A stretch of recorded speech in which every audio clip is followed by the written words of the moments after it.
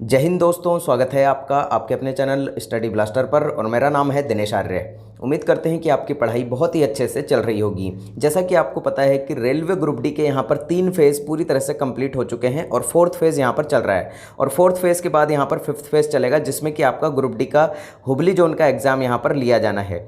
अब यहाँ पर हुबली जोन वालों के लिए ये वीडियो बहुत इंपॉर्टेंट हो जाता है और साथ ही साथ यहाँ पर 4th फेज़ में जिनका एग्ज़ाम अभी तक नहीं हुआ है उनके लिए भी ये वीडियो बहुत इंपॉर्टेंट हो जाता है, क्योंकि इस वीडियो में हम आपको उन सारे टॉपिक्स को यहाँ बताएंगे जो कि यहाँ पर ग्रुप डी 2022 के अंदर मैथ्स और यहाँ रीजनिंग से पूछे गए हैं और किस टॉपिक से कितने क्वेश्चन यहाँ पूछे जा रहे हैं, कौन कौन से टॉपिक को आपको यहाँ अच्छे से ध्यान देना है, किस टॉपिक में सबसे ज़्यादा क्वेश्चन पूछे जा रहे हैं, वो सारी चीज़ें आपको इस वीडियो में मिल जाएंगी।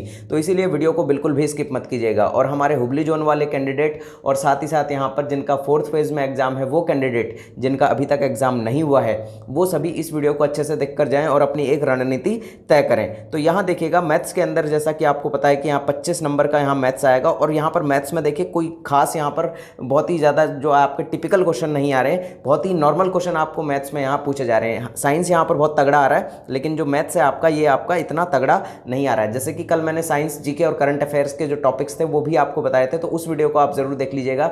आई बटन में आपको वो वीडियो मिल जाएगा, नहीं तो आप चैनल पर जाइए और वहाँ वीडियो लिस्ट देखिए, वीडियो लिस्ट के अंदर आपको वो वीडियो मिल जाएगा। तो यहाँ पर देखिए मैथ्स के अंदर जो पहला टॉपिक आपका पूछा जा रहा है, जहाँ से कि परसेंटेज से यहाँ क्वेश्चन पूछे जा रहे हैं, तो परसेंटेज से 1 से 2 क्वेश्चन आपके यहाँ पूछे जा रहे हैं। देखिए परसेंटेज को यहाँ पर आपका टच किया जा रहा है, प्रॉफिट एंड लॉस से यहाँ पर परसेंटेज को टच किया जा रहा है, CISI से यहाँ पर परसेंटेज को टच किया जा रहा है, मेंसुरेशन से परसेंटेज को टच किया जा रहा है। और यहाँ देखिए जो आपका एक और जो टॉपिक आता है ज्योमेट्री का, जो अपने डायग्राम बेस्ड आता है, वहाँ से भी यहाँ पर परसेंटेज को टच किया जा रहा है। तो परसेंटेज के यहाँ पर टच करके टॉपिक पूछे जा रहे हैं। 1 से 2 क्वेश्चन आपको हर शिफ्ट में यहाँ देखने को मिल रहे हैं परसेंटेज से, तो परसेंटेज को अच्छे से करके जाइएगा। अगला जो टॉपिक है आपका यहाँ पर है सिंप्लीफिकेशन। तो सिंप्लीफिकेशन जो सरलीकरण है, यहाँ से भी आपके 2 से 3 क्वेश्चन आपको हर शिफ्ट में देखने को मिल रहे हैं। प्रॉफिट एंड लॉस की बात करें, लाभ एंड हानि की बात करें, तो यहाँ पर 1 से 2 क्वेश्चन आपको देखने को मिल रहे हैं। फ्रैक्शन का यहाँ पर अभी तक एक ही क्वेश्चन यहाँ आपको देखने को मिल रहा है। बोर्ड मास की बात करें यहाँ पर, तो देखिए यहाँ पर आपका 1 से 2 क्वेश्चन आपको हर शिफ्ट में देखने को मिल रहे हैं, तो बोर्ड मास पर आपको अच्छे से ध्यान देना है। SI CI की बात करें तो यहाँ पर SI CI में देखिए 1 से 2 क्वेश्चन, यहाँ पर देखिए किसी शिफ्ट में SI का एक क्वेश्चन आ रहा है तो यहाँ CI का नहीं आ रहा है, अगर CI का क्वेश्चन आ रहा है तो SI का नहीं आ रहा है। तो यहाँ पर एक क्वेश्चन ही यहाँ पर आपको SI और CI से देखने को मिल रहा है, कभी SI से कभी CI से, कभी SI से कभी CI से। अगला है यहाँ पर देखिए नंबर सिस्टम से। देखिए नंबर सिस्टम भी एक अच्छा खासा टॉपिक है जिससे कि 2 से 3 क्वेश्चन यहाँ आ रहे हैं। तो देखिए सबसे बड़ा टॉपिक आपका यहाँ पर नंबर सिस्टम हो जाता है, जहाँ से 2 से 3 क्वेश्चन आ रहे हैं, और यहाँ पर सिंप्लीफिकेशन हो जाता है जिससे 2 से 3 क्वेश्चन आ रहे हैं। यहाँ पर आपके लगभग 6 क्वेश्चन यहाँ सिंप्लीफिकेशन और नंबर सिस्टम से यहाँ पर बुक हो जाते हैं। अगला टॉपिक है यहाँ पर मीन, मीडियन और मोड, यानी कि माध्यिका से यहाँ पर माध्यम, माध्यिका से यहाँ पर एक क्वेश्चन तो फिक्स है कि आ ही रहा है आपके हर शिफ्ट के अंदर। तो यहाँ एक क्वेश्चन तो आपका यहाँ से फिक्स है, तो इसीलिए आपको मीन, मीडियन और मोड जो है अच्छे से पढ़कर जाना है।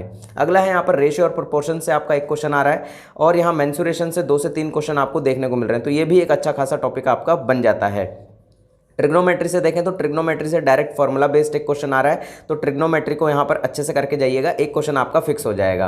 अगला है यहाँ पर देखिए एज से, यहाँ पर रेलवे जो है बहुत क्वेश्चन पूछ रहा है, 2 से 3 क्वेश्चन यहाँ पर फिक्स है, 2 से लेकर 3 क्वेश्चन यहाँ पर हर शिफ्ट में आपको देखने को मिल रहे हैं एज रिलेटेड। तो इसलिए एज वाला जो चैप्टर है यहाँ पर बहुत नॉर्मल क्वेश्चन आते हैं। आप बेसिक सा अगर इसका बेसिक भी पढ़ के चले जाएंगे तो यहाँ पर आपका एक क्वेश्चन ईजिली 2 से 3 क्वेश्चन आप इसके मार देंगे।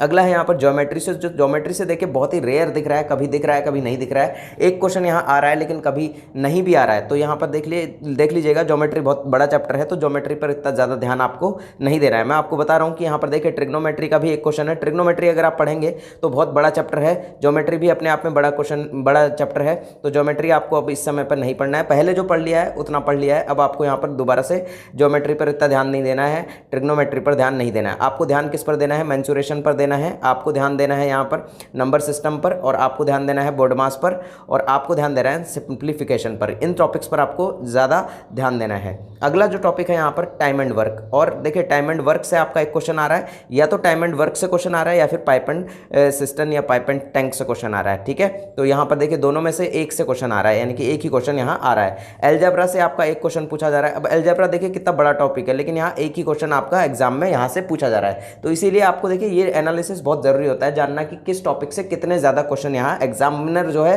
पुट कर रहा है। अब यहाँ देखिए टाइम एंड डिस्टेंस से भी एक क्वेश्चन पुट कर रहा है और यहाँ पर कोऑर्डिनेट ज्योमेट्री से भी एक क्वेश्चन पुट कर रहा है। अब मैंने आपको बता दी कौन कौन से टॉपिक आपको अच्छे से पढ़कर जाने हैं। अब बात करते हैं यहाँ पर रीजनिंग की। देखिए यहाँ पर रीजनिंग जो है आपका 30 मार्क्स का आने वाला है, बहुत बड़ा नंबर होता है। 30 मार्क्स में से अगर आप यहाँ पर 28 से 29 मार्क्स अगर ले आते हैं, मैक्स टू मैक्स यहाँ पर 25 मार्क्स भी अगर आप ले आते हैं रीजनिंग के अंदर, तो यहाँ पर देखिए 25 रीजनिंग में और अगर 20 आप यहाँ पर मैथ्स में मार देते हैं तो 25 + 20 45 मार्क्स तो आपके ऐसे ही हो गए, यानी कि 45 मार्क्स। और यहाँ देखिएगा साइंस में अगर आप 10 क्वेश्चन भी कर देते हैं ना, सिर्फ 10 क्वेश्चन साइंस और अपना जो करंट अफेयर है और जीके मिलाकर अगर आप 10 क्वेश्चन भी यहाँ कर देते हैं तो यहाँ पर देखिए 55 के आसपास आप पहुँच जाते हैं। एक्यूरेट की बात कर रहा हूँ मैं। और फिर यहाँ पर 15 से 20 क्वेश्चन पर अगर आप 15 क्वेश्चन पर, मुश्किल से 15 क्वेश्चन पर अगर आप रिस्क लेते हैं, यानी कि डबल डिप वाले क्वेश्चन होते हैं जिनमें कि आपको 2 ऑप्शन में से लग रहा है कि एक ऑप्शन तो सही होगा, तो 15 में से अगर आपके यहाँ 8 क्वेश्चन सही हो जाते हैं तो आप पहुंच जाएंगे यहाँ पर। देखिए मान लीजिए आपके 55 नंबर तो पहले ही आ गए थे, 55 + 8 अगर हम करते हैं तो यहाँ आपके मार्क्स हो जाते हैं 63 क्वेश्चन आपके सही हो जाते हैं 70 में से। तो 70 देखिए, क्योंकि आपने 55 वहाँ से किए थे, 15 आपने यहाँ पर आपका साइंस प्लस करंट अफेयर्स और यहाँ जीके मिलाकर 15 क्वेश्चन आपने यहाँ कर लिए, यानी कि यहाँ जो 15 क्वेश्चन पर आपने रिस्क ले लिया तो 70 क्वेश्चन आपने कर दिए। 70 में से आपके सही हो गए यहाँ पर 62, तो यहाँ आपका गलत कितना हुआ, तो यहाँ आपके 8 क्वेश्चन गलत हुए, यानी कि लगभग 2.5 मार्क्स आपका कम हुआ है। तो यहाँ 2.5 मार्क्स कम हुआ है तो यहाँ पर लगभग 59.50, यानी कि लगभग आप 60 की रेंज में आ जाते हैं। और अगर नॉर्मलाइजेशन में आपके 4 से 5 नंबर बढ़ते हैं तो यहाँ आप 65 के आसपास आराम से पहुँच जाएंगे। देखिए ये गणित लगाइए और आराम से पेपर को निकाल दीजिए, बहुत आसान रहेगा पेपर निकालना अगर आप बहुत स्ट्रेटेजी से काम करेंगे तो। अब देखिए यहाँ पर रीजनिंग में कौन कौन से टॉपिक से आपको यहाँ पढ़ना है, किस टॉपिक से ज़्यादा क्वेश्चन पूछे जा रहे हैं, किस टॉपिक पर आपको ज़्यादा ध्यान देना है अगले आने वाले 10 से 15 दिनों के अंदर।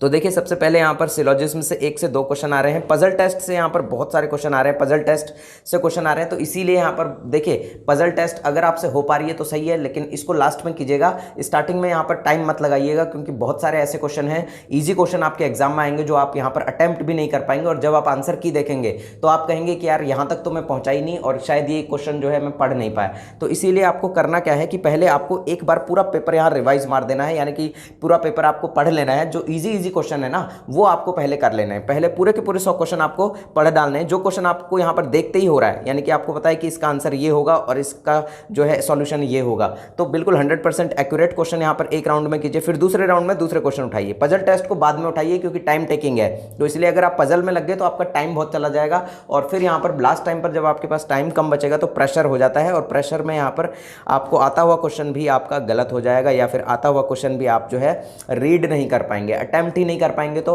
उसका सॉल्यूशन भी कैसे निकलेगा। तो इसीलिए मैंने आपको स्ट्रैटेजी बताई है ये सारी।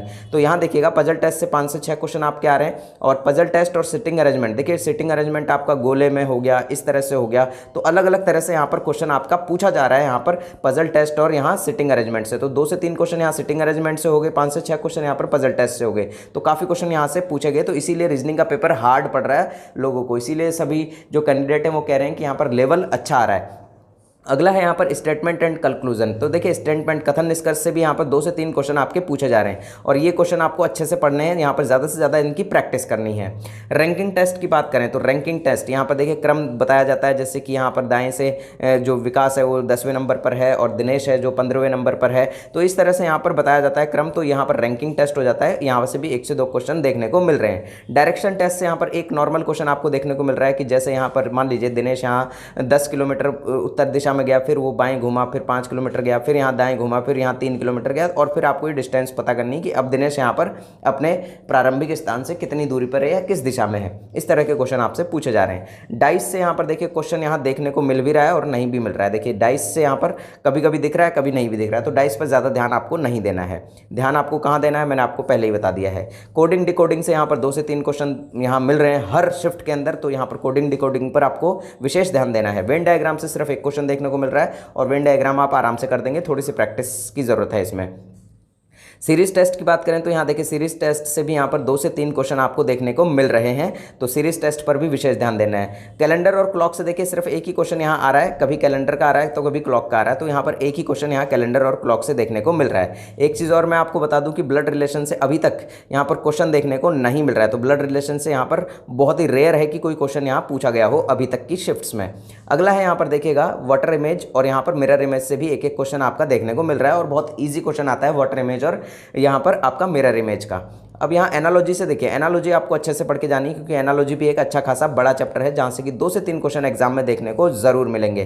ध्यान रखिएगा रीजनिंग के 30 क्वेश्चन में से टारगेट रखिएगा कि आपको यहाँ पर 29 क्वेश्चन यहाँ मार देने हैं। अगला है यहाँ पर क्लासिफिकेशन। देखिए क्लासिफिकेशन यहाँ रीजनिंग का बहुत ही इंपॉर्टेंट टॉपिक होता है और रीजनिंग का सबसे फेवरेट टॉपिक होता है रेलवे के लिए, तो क्लासिफिकेशन से यहाँ पर 1 से 2 क्वेश्चन पूछे जा रहे हैं हर शिफ्ट के अंदर। डेटा सफिशिएंसी से भी यहाँ पर 1 क्वेश्चन आपका पूछा जा रहा है। तो यहाँ देखिएगा आपके जो इंपॉर्टेंट टॉपिक हो जाते हैं, एनालॉजी हो जाता है आपका पहला इंपॉर्टेंट टॉपिक, दूसरा आपका सीरीज टेस्ट हो जाता है, कोडिंग डिकोडिंग हो जाता है और आपका यहाँ पर सिटिंग अरेंजमेंट और स्टेटमेंट एंड कंक्लूजन और पजल टेस्ट और यहाँ सिलोजिज्म। ये टॉपिक आपको अच्छे से कवर करके जाने हैं, यहीं से आपके सबसे ज़्यादा क्वेश्चन आपके पूछे जाएंगे। अगर आप चाहते हैं कि हम यहाँ पर रीजनिंग की क्लासेस चालू कर दें जिसमें कि रीजनिंग की प्रैक्टिस सेट हम आपको करवा दें, तो यहाँ पर आप हमें नीचे कमेंट बॉक्स में कमेंट कर सकते हैं, तो हम देखेंगे कि कितने कमेंट हमें प्राप्त होते हैं, उस हिसाब से हम जो है क्लासेस यहाँ पर आपके लिए जितने भी प्रीवियस ईयर के पेपर हैं उनका यहाँ पर सॉल्यूशन आपके सामने रख देंगे। तो मिलते हैं अगले वीडियो में, तब तक के लिए जय हिंद जय भारत। वीडियो पसंद आया हो तो लाइक कर दीजिएगा और चैनल को सब्सक्राइब कर लीजिएगा।